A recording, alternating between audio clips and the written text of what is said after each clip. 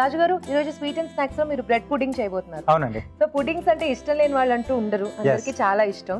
So పిల్లలు కూడా చాలా ఇష్టంగా తింటారు. అండ్ అదే కాకుండా త్వరగా కూడా అయిపోతుంది, టేస్టీగా ఉంటుంది.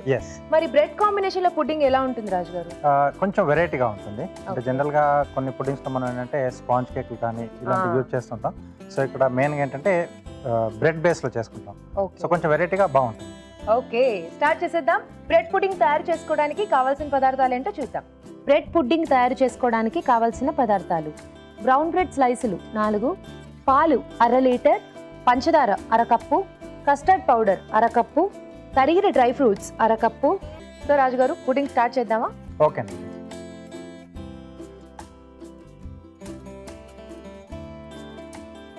సో ముందుగా పాలు,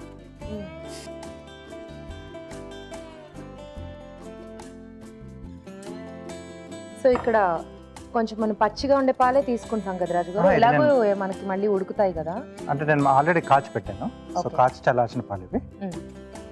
ఎలా యాడ్ చేసుకోవచ్చు, అలాగే కూడా తీసుకోవచ్చు లేదా కాచి చల్లార్చుకోవచ్చు. సరిపడా పంచదార.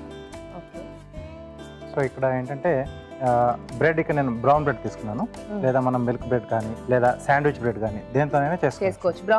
బ్రౌన్ బ్రెడ్ ఏంటంటే కొంచెం హెల్దీగా మనకి హెల్దీ వైస్ తీసుకుంటే కొంచెం బ్రౌన్ బ్రెడ్ బెటర్. సో దీనికి కూడా అంటే పుడ్డింగ్స్ కూడా మనం 2-3 రకాలుగా చేసుకోవచ్చు. ఒకటి ఏంటంటే మెయిన్గా ఎగ్ బేస్ చేసుకుంటాం. సో ఎగ్ యోక్ని మనం మిల్క్ లో మిక్స్ చేసేస్తే కొంచెం మనకు ఆ థిక్నింగ్ అనేది వస్తుంది. సో అలా కాకుండా జెలటిన్ కూడా తీసుకుంటాం. సో జెలటిన్ లో మనకు 2 రకాలు దొరుకుతుంది. కొన్ని ఏమో కొంచెం ఎక్స్ట్రాక్ట్ చేసిన బోన్స్ నుంచి వస్తుంది క్రిస్టల్ లాగా, వెజ్ జెలటిన్ కూడా దొరుకుతుంది. సో అవి తీసుకున్నా మనకంటే బైండింగ్ అన్నమాట, ఫైనల్ లో మనకు అలా పుడ్డింగ్ లా రావడానికి హెల్ప్ చేస్తుంది.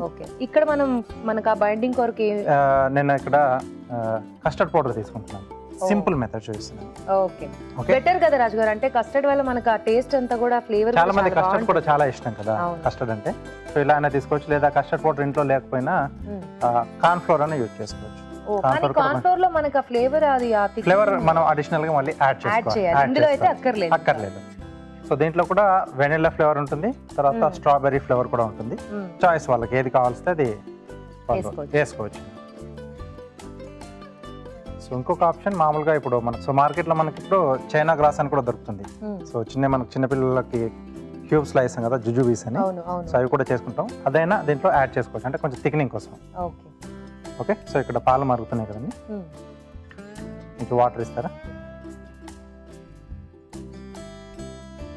సో కస్టర్డ్ పౌడర్లో సో మామూలుగా మనం చేసుకునే కస్టర్డ్ కంటే కొంచెం క్వాంటిటీ ఎక్కువ వేసుకుంటాం ఇక్కడ. అంటే మనకు అది సెట్ కావాలి కాబట్టి. ఇంకా వేరే ఏం తీసుకోవట్లేదు కాబట్టి కొంచెం మనం దీన్నే క్వాంటిటీ, కస్టర్డ్ క్వాంటిటీ అనేది కొంచెం ఎక్కువ ఉంటుంది. సో ఉండలు లేకుండా జాగ్రత్తగా మిక్స్ చేసుకోవాలి కదా. ఎస్.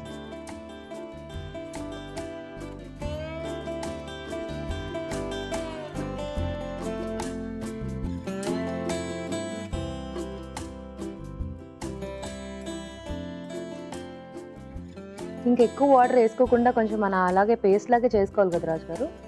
అంటే మరీ ఎక్కువ లూజ్ కావద్దు, బట్ అలాగని కూడా మనకు గట్టి పేస్ట్ లాగా కూడా కాకూడదండి. ఓకే, సో కొద్దిగా వాటర్ పడుతుంది. అంటే కొంచెం గట్టిగా ఉంటే ఏంటంటే మనకి కొంచెం ముద్దలా వచ్చేస్తుంది. దాంట్లో వేసిన తర్వాత కూడా ఆ వేడికి అది సెట్ అయిపోయి మనకు అలా ఉండలా ఉండిపోతుంది. అవును.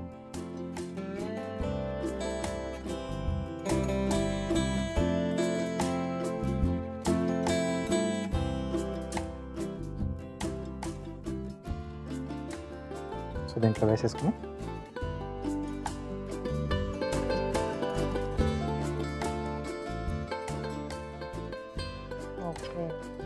ఆ పుడ్డింగ్ కలర్ మనకి ఆల్మోస్ట్ ఒక్కోలాగా వస్తుంది. ఇందులో మనకి yellowish కలర్ లో ఉంది.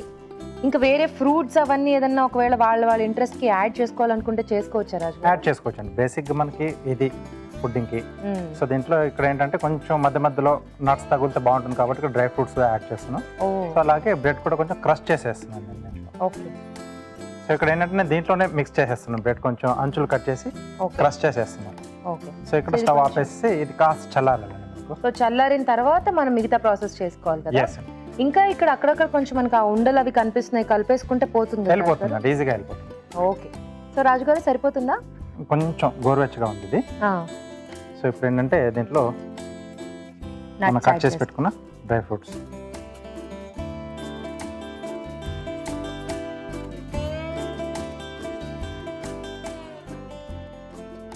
తర్వాత ఈ బ్రెడ్ స్లైస్ మనం అంచులు కట్ చేసుకుంటున్నాం.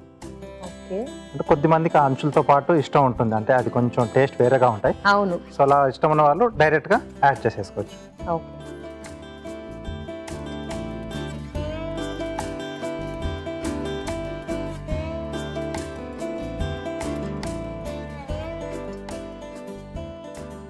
సో ఇప్పుడు మీరు ఇందాక కొంచెం అలా నలిపేసి వేసుకుందాం అన్నారు కదా, అలాగే వేసేసుకోవచ్చు. ఎస్. కొంచెం అలా మెదిపేసేసుకుంటే మనకు అక్కడక్కడ తెలుస్తూ ఉంటుంది కదా, ఆ పీసెస్ కొంచెం తగులుతూ ఉంటాయండి మనకి. ఓకే.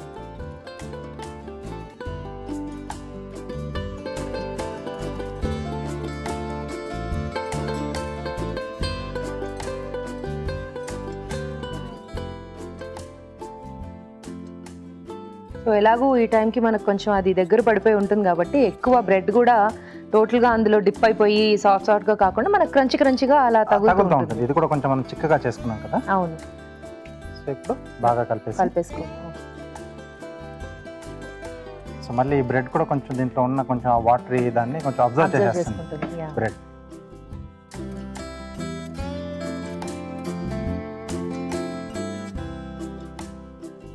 చాలా ఈజీగా అయిపోతుంది కదా రాజు గారు. ఎవరైనా ఫాస్ట్ గా పుడ్డింగ్స్ చేసుకోవాలి అంటే ఇలా చేసుకోవచ్చు. అంటే కొంచెం టైం ఏంటంటే మనం ఫ్రిడ్జ్ లో పెట్టిన తర్వాత సెట్ కావడానికి కొంచెం టైం తీసుకుంటుంది.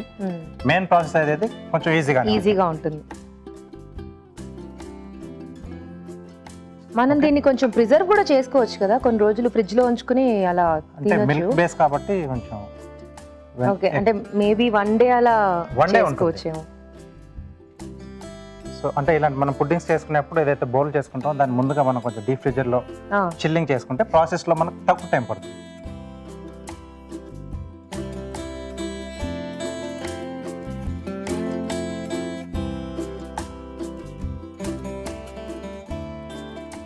సో దీన్ని కనీసం ఒక హాఫ్ అన్ అవర్ అలా ఉంచుకుంటే 20 to 25 minutes సరిపోతుంది. ఓకే. అంటే కొంచెం చిక్కగానే చేసాం కదా. అవును. సో అంటే బౌల్ మనం ముందుగానే కొంచెం అలా చిల్లింగ్ చేసి పెట్టేసుకుంటే ఓకే. పుడ్డింగ్ లాంటివి కానీ ఐస్ క్రీమ్ లాంటివి కానీ చేసుకునేప్పుడు ఆ బౌల్తో మనకు కొంచెం అది టైం అనేది కొంచెం సేవ్ అవుతుంది. ఓకే. ఓకే. ఎస్. సో ఇది మనం డీప్ ఫ్రిడ్జ్లో పెట్టేసుకొని సెట్ చేసేసుకుంటాం. ఓకే.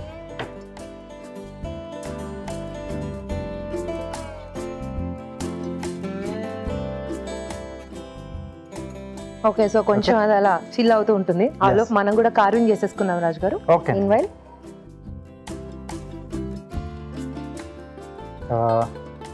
దోసకాయతో టీ కప్ చేస్తున్నాం. వా. ఓకే. సో చాలా ఈజీగా చేసుకోవచ్చు. ఈ లాంగ్ బ్రింజాల్ వచ్చేసి మనకు హ్యాండిల్ లాగా. ఓకే.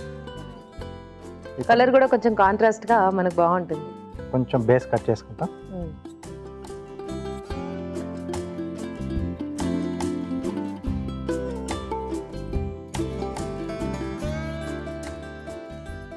ఓకే.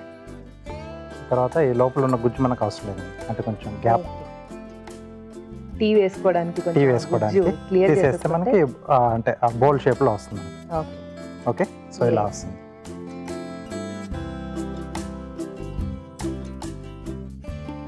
సో కావాల్సిన దీనిపైన మనం ఆ గ్రూవర్తో ఏదైనా డిజైన్ వేసుకోవచ్చు.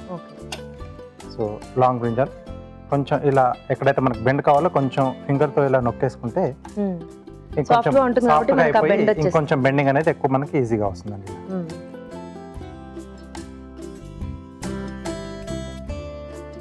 ఓకే. సో ఇక్కడ ఇలా మనకి ఎక్కడైతే ప్లేస్మెంట్ కావాలో చూసుకొని టూత్ పిక్స్ తో ఫిక్స్ చేసేసుకోవాలి.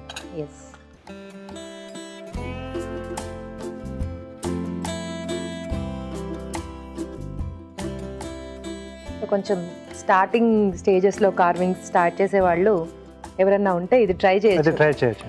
చూడడానికి అట్రాక్టివ్ గా ఉంటుంది అండ్ అలాగే సింపుల్ గా కూడా అయిపోతుంది.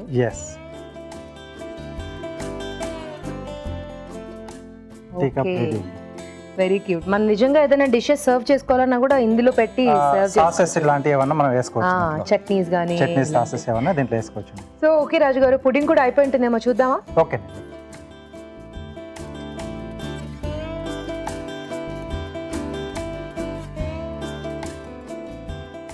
ఓకే. ఎస్. సెట్ అయిపోయింది. సో ముందుగానే నేను కొంచెం అంటే బౌల్ చిల్ చేసి పెట్టాను, సో కొంచెం ప్రాసెస్ ఫాస్ట్ గా కూడా అయిపోతుంది. ఓకే ఓకే, సో రెడీ అండి bread pudding. Very nice. Okay, యమ్మీగా బ్రెడ్ పుడ్డింగ్ రెడీ అయిపోయిందండి. టేస్ట్ చూడబోయే ముందు తయారీ విధానం మరోసారి చూసేద్దాం. బ్రెడ్ పుడ్డింగ్ తయారు చేసుకునే విధానం: ఒక పాన్ లో పాలు పోసి పంచదార వేసి మరగనివ్వాలి. కస్టర్డ్ పౌడర్ లో కొద్దిగా నీళ్లు పోసి ఉండలు లేకుండా కలుపుకుని పాలల్లో వేసి చిక్కపడనివ్వాలి. ఆపై స్టవ్ ఆపి కాస్త చల్లారనివ్వాలి. బ్రెడ్ స్లైసులు అంచులు కట్ చేసి మెదిపి దీనిలో వేయాలి. అలాగే తరిగిన డ్రై ఫ్రూట్స్ కూడా దీనిలో వేసి బాగా కలుపుకోవాలి. ఈ మిశ్రమాన్ని బౌల్లోకి తీసుకుని 20-25 నిమిషాల పాటు డీప్ ఫ్రిడ్జ్ లో ఉంచాలి. ఆపై దీన్ని చల్లగా సర్వ్ చేసుకుంటే బ్రెడ్ పుడ్డింగ్ రెడీ.